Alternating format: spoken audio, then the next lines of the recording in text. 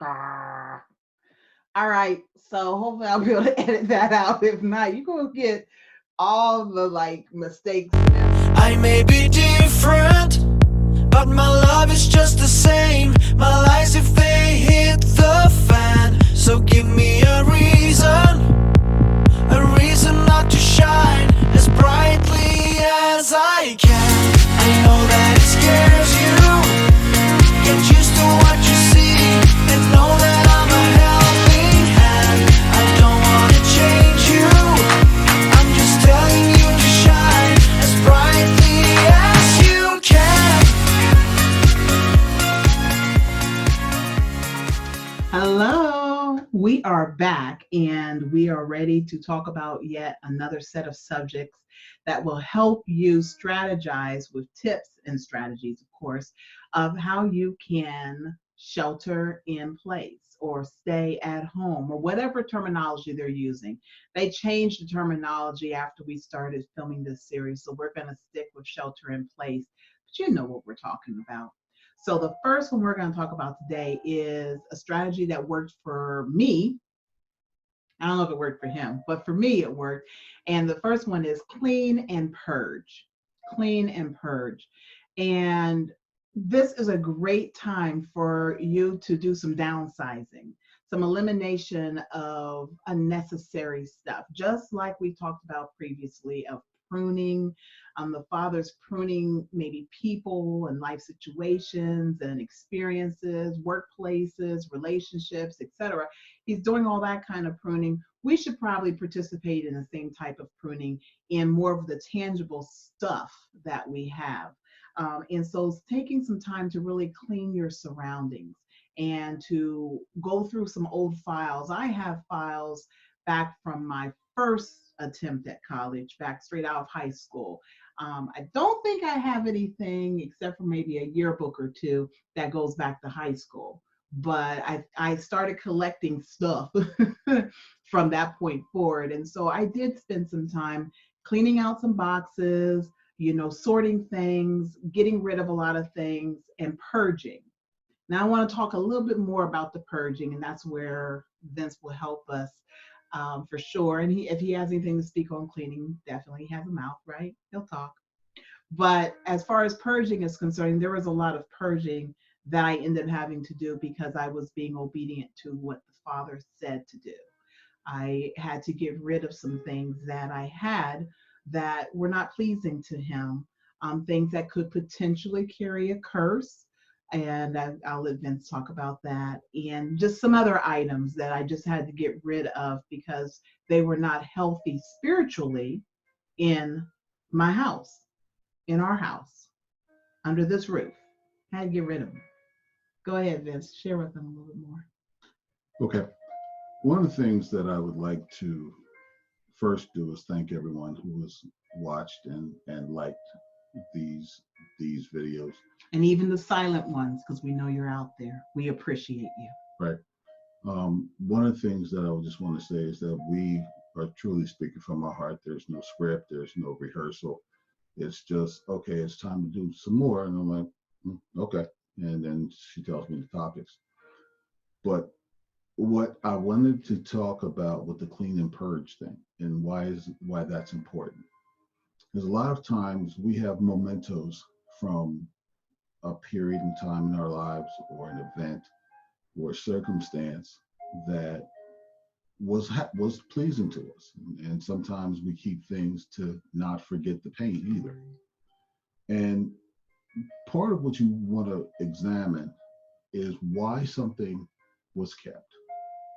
Okay, if you're keeping something that was from an event or period in time of your life that was not pleasing to the Father, okay, um, and you look back in reverence to those things every time you see them, you're co-signing on the sin and the negative circumstance that caused it. So, what are you really trying to say? Is that you can keep doors open, spiritual doors open, that you really don't want open by holding on to things that you really need to examine as to while you're holding. Let me give you an example. I've made no qualms in letting you know that I have renounced my membership to a Greek organization. I'll say it, Sigma Gamma Rho, because many of you knew I was a Sigma Gamma Rho at one point in my life. But once I was informed by the Father that was no longer part of his heart, or was never part of his heart for me, I had to get out. So I renounced my membership and formally have gone through that process. That's a whole nother video series forthcoming. But in doing that, I also got rid of I cleaned and purged all of the paraphernalia associated with the organization. The only regret that I have is that I actually sold some and gave some away when I should have just burnt or thrown in the trash can everything. Now, poodles were the mascot for the organization. Do I think that a toy poodle is going to get up and start automatically running around the house like it's possessed or something? No, I really don't. But it was a symbol of the organization in which I was a member, and it had no purpose. It needed to be purged out. There was no positive memory or connection to that particular item anymore. It just wasn't. Then we can get into the letters, we can get into the other things, the symbols, the things with the shield and the symbols that were on the shield. Now we're getting into things a little bit deeper. Again, it's another video series. I won't go into it in detail now, but look at your jewelry. Look at, what are some things that they should look at? There's a scripture that my mind doesn't remember exactly where it is, but it says, those who do not love the Lord love death. And if you notice in our pop culture today, there are things that have a lot of dead symbols, skulls, skull and crossbones, things that are supposed to be aggressive and cool, but they're also symbolizing death. Those are the kind of things that I personally pay attention to. Because when I was in a former career, we had to learn gang symbols. We had to learn signs that were spray painted on buildings or walls to know what activity was in that area. So I got to be very sensitive to those things. And what you might want to do is look up dual meanings of symbols, stars, moons, different things, different creatures, different animals, dragons, particularly. Do a study on dragons and decide for yourself what you want to do with that. Like he said, that a lot of our pop culture, they do carry these particular symbols that we're speaking of. And for this video, we're not going into what all those symbols could be, but just know that you need to look at everything you bring into your house. Things that you might think are completely innocent, things that are in books, on books, things that are on videos, things that are on our television, our music covers, things like that. If you still, I don't even know if people still buy any CDs, but if you do, or if you have old ones, I had some records and there was some symbology that was on the records. There's no healthy thing. There's no positive thing. So that was something that needed to be purged. That was something that needed to be cleaned out of this domain, because this is a holy domain. This is a righteous domain. This is a protected and sacred ground. We like literally anointed the walls, anointed the door frames. People think, oh, you're doing too much, but you know what? We ain't got no problems. No. Do you? So that's something that you really want to look at. And one of the things that I would warn, especially people with children, is that just because it says it's for a child doesn't mean that it's innocent. Right. And yeah, that's perfect, because it may be for a child, but the intention behind it may not be childlike. Yeah, not at all. So just something to think on. Clean and purge. Didn't mean to get that heavy. I was thinking more like, bleach and scrubbing powder and purging, just packing up some stuff. But hey, Holy Spirit's guiding this conversation, so I'm glad that's where he took it. The next thing is maintaining a productive schedule. I don't know about you. Well, I do know about him. I'm gonna let him tell on himself. For me, sometimes it was very tempting when going through the chaos, going through the unknown, going through the uncomfortable. It was very tempting to just say, I'm gonna set this day out. and I'm tapping out and saying not it today. And so sleeping the day away. I would encourage you not to do what I did and to learn from the mistake of maintaining a productive schedule instead of throwing many, many days, many, many hours away as I fought off depression, as I fought off disappointment, as I fought off questioning and not knowing what the next day held for 7 years, you guys. 7 years. We know that the situation we're in right now is not going to last that long. It's not going to last 7 years. So I'm praying it doesn't. And because of that, you don't want to look back at the end and say, I didn't have a productive schedule. I have something else I want to say, but I'm going to go ahead and have Vince share his thoughts on the topic before I finish it off. One of the things that I would like to stress to you is that one of the best ways to have a productive schedule is to have goals that are important to you to accomplish. If you don't know what needs to be done, you're not motivated to do anything. And if you haven't had the time, or haven't taken the time, I should say, to sit down with the Lord and find out what He wants you to do, then you'll fill your days with anything or nothing. And either will do. If you don't have a goal, a mission, or a purpose. Now, I will warn you, before you find out your goals, your purpose, and your mission, understand, once you find out, you're now responsible to do it. And so, if you're not ready to actually dedicate time and energy and resources, whether those, whatever that may look like, however that may come to pass, if you're not prepared to do that, finding out what your purpose is, but not willing to walk in it, is going to cause some major confusion, because you're going to know, I should be doing this. And if you fight yourself on it, you will regret it later. And then that causes a whole nother door opening for depression and potentially self-loathing, or being hard on yourself because you did not do that. So you want to make sure that, one, you have a focus, but focus on what you need to be doing and the dedication to stick with it. Definitely. And a more practical tip, not that that wasn't good. That was great, honey. That was great. But a practical tip, I've been noticing that a lot of people with children right now, during this kind of stay at home scenario that we're in, they've been posting what they're doing with their children in order to continue their schoolwork. And a lot of people are posting schedules on the wall. And it made me think about when I was going through the 7-year hiatus, the sequestering, that my most productive days were days when I wrote down a to-do list, when I actually had them segmented off.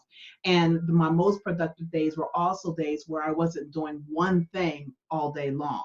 While being focused is fine, one of the things that I did was saying, okay, from 9 to 11, I'm going to write. From 11 until 1, I'm going to read the word. From 1 until 2, I'm going to eat. From 2 until whatever, I'm going to read a book. From 2 until, if I didn't overlap there somewhere, from 2 until 5, maybe I'm going to work on a particular project.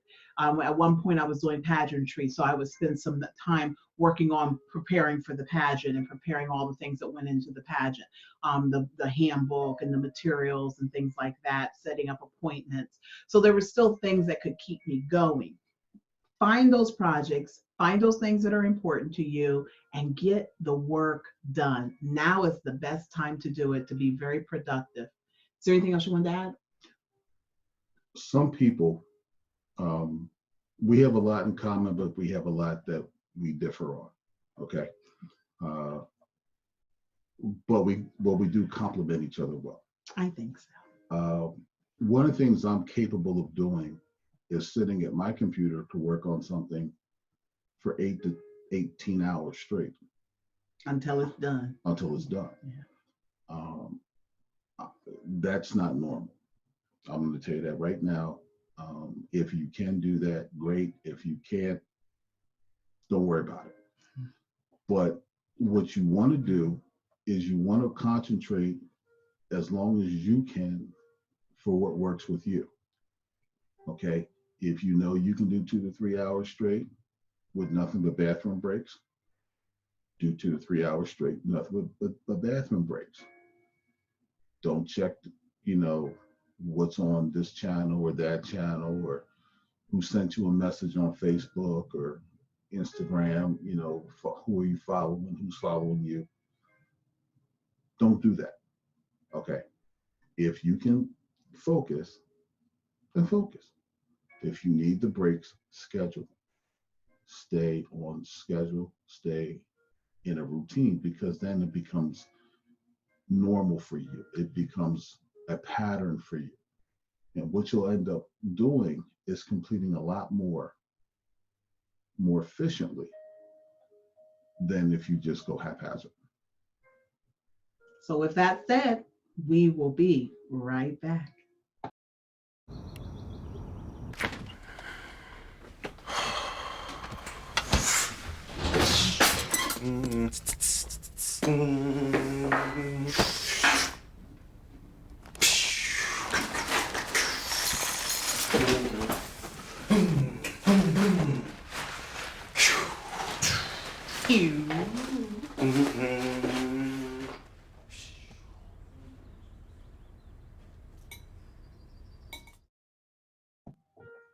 All right, so we are back, and I am happy to go on to the next topic, which is to create and revise as needed a budget. Now, here's the reality of everything. Right now, we don't know how much money we're going to really be working with.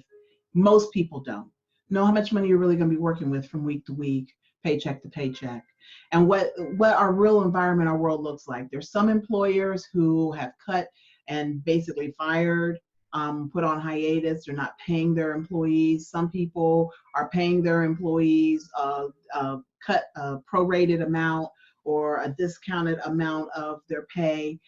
There's some people who didn't have a job, some people who have a job and they're working and there's no interruption whatsoever.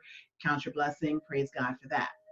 But for those of us, the majority of us who, because our hours are cut and we were working paycheck to paycheck anyway, it's very important for us to make sure we have a budget, we count our pennies, and we know where our money's going at all times, even more so than we've ever done before, and that we adjust it or revise it according to whatever the current amount coming in is. So that you're not caught by surprise. If you need to call a creditor or something, right now is the best situation to go through. Unlike us, we were the only ones going through that situation in that 7-year season, right? And so when we would contact creditors, they may not be as compassionate about the situation. Where with you right now, the whole world is going through this situation. And so the compassion that you'll be met with is a lot more significant, stronger, greater than we ever experienced. We ain't jelly, but I'm just saying. You are in a good position from that perspective because the world understands. Is there anything you wanted to add to that? Just briefly, the only thing I would really like to add is that I have a term that I use all the time, and it's turning problems into procedures. And if you have a situation where you have a bill and you don't have the money to pay it, it's a problem. If you have that same bill and you have the money to pay it, it's a procedure. So that's the difference between problems and procedures. It's your resources to cover the issue. And during this time frame, which, as we all know, is not going to last forever, it may be extended. There may be some unforeseen things. I mean, the last time we had a global pandemic was 102 years ago. Okay. And what was that pandemic? The Spanish flu, Spanish influenza, which was also I wasn't here. which was another type of coronavirus, by the way, just so you know. There are multiple types, and that's one of them. But the thing that I'd like to make sure that you understand is that if you take what your normal monthly budget is and say, okay, for the next 60 to 90 days, I may only be working with 2/3 of that. All right. Then you can use that as a baseline to then determine what is necessary, what is not necessary. What are the things that you need to take care of immediately, and what are some of the things that you can negotiate with creditors to push back until you're back to 100%. And you will find that there may be some things that you like, you know what, this was extra anyway, I can just cut this off. Then there's some things that you say, well, we really need that, but it's going to be difficult on 2/3 of an income, so I'm going to have to cut back. And so there are some logical steps that you can take to make that happen. And it will take discipline, but it will take personal honesty with yourself. Of, do you really need this, or do you want it? If you want it, you want it, but just know the difference. And sometimes you might have to find it as a treat versus a weekly Staple. Yeah. Now the government's helped us greatly. The coffee shops have been closed. Well, maybe they haven't because you can get them drive through. But over in China, they closed their Starbucks, and so anyone who had a Starbucks habit wasn't going to be, tempted in that way anyway. So, our hairdressers, our barber shops, there's some of us who would not dare go on film right now because the government's put us in some kind of way. But there are other things that we can do that we have done in the past that we have to kind of streamline on. We just have to pull back from. I had to get rid of my website. I'm not going to go through the list. There were a number of things that had to be changed or altered during that season because there just wasn't enough money to pay that. And I had to make some hard decisions and some easy decisions, or some of those decisions sometimes were made for me. Right. And, just to let everybody know, just a little anecdotal side note, people are complaining about the shelter in place here. Okay. I don't know if any of you have seen it on Facebook or other places where they are actually beating people in the street with canes. I saw videos from India and other places. People were out riding their bikes and the police are getting out and beating them. I saw one in Italy where cops stopped one guy and the other cop got out, leg whipped him, and they arrested him just for being out during the quarantine. So let's thank God it's not like that here, and let's pray it doesn't get that way. Yeah, let's just use that resource wisely. That was another strategy that we talked about under a different episode, but use that resource wisely, that freedom, use it wisely. All right, we'll be back.